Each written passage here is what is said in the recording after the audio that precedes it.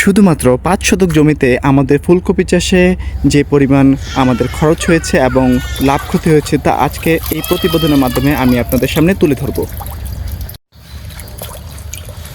এই চেয়ারটা দুটো এলাম আছে, এই চেয়ারটা না বড় বড়টা, এই যে এই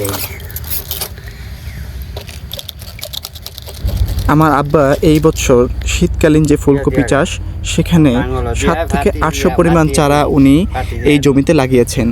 তার মধ্যে ৪০০ থেকে ৫০০ চারা টিকেছে এবং আপনাদেরকে আমি এর আগে দেখিয়েছিলাম যে অনেক চারাই বৃষ্টির পানিতে নষ্ট হয়ে গেছিল।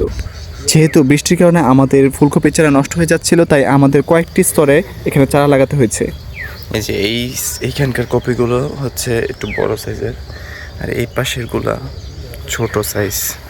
আমরা এই জায়গায় সার হিসাবে ব্যবহার করেছি পটাশিয়াম, ম্যাগনেসিয়াম, ইউরিয়া, বোরন, থিওবিট, আরও বিভিন্ন প্রকারের সার নতুন লাগানো হয়েছে। সার এবং অন্যান্য খরচ বাবদ আমাদের মোট খরচ হয়েছে ২৫০০ টাকার মতো এই ৫ শতক জায়গায় ফুলকপি চাষের জন্য। এবং আমাদের যেহেতু ফলন ৪০০ থেকে ৪৫০ কপি হয়েছে, বিভিন্ন সাইজের ছোট বড় সাইজ, ফলে আমাদেরকে এগুলোকে বিভিন্ন সময়ে হারভেস্ট করতে হয়েছে। একসাথে আমরা হারভেস্ট করার সুযোগটা কিন্তু পাইনি, ফলে আমাদেরকে বিভিন্ন দরদামে কপিগুলো বিক্রি করতে হয়েছে। আসসালামু আলাইকুম, আমি আবার আজকে আপনাদেরকে ফুলকপি খেতে নিয়ে এসেছি। এতদিন তো ফুলকপি জাস্ট হচ্ছে চারা দেখাইছি, আজকে ফসলে মানে কীরকম ফসল হচ্ছে আমাদের এখানে সেটা দেখাবো। আর আজকে হচ্ছে আমাদের হারভেস্টিংয়ের দিন, মানে ফুলকপি আজকে বিক্রি করা হবে বাজারে। খুব ভালো লাগতেছে যে আপনাদেরকে একটা টোটাল জার্নি আমি ভিডিওর মাধ্যমে দেখাইতে পারছি। চলুন ভিডিওটি উপভোগ করা যাক। টোটাল আমাদের ৪৫০ কপি আমরা তাই সর্বমোট ৭,৫০০ টাকার মতো আনুমানিক আমরা বিক্রি করতে পেরেছি। যেহেতু ভিডিওটি আমার বেশ কিছুদিন আগে করা, তাই আমরা পূর্ণ হিসাবটা এখন আপনাদের সামনে উপস্থাপন করতে পেরেছি। আপনাদের আশা করি আমাদের এই হিসাব নিকাশ থেকে একটা আইডিয়া পেতে পারবেন যে আপনি যদি ৪০ শতক জায়গায় বা বিভিন্ন শতক পরিমাণে আপনি কত টাকা খরচে কী পরিমাণ কপি চাষ করতে পারবেন।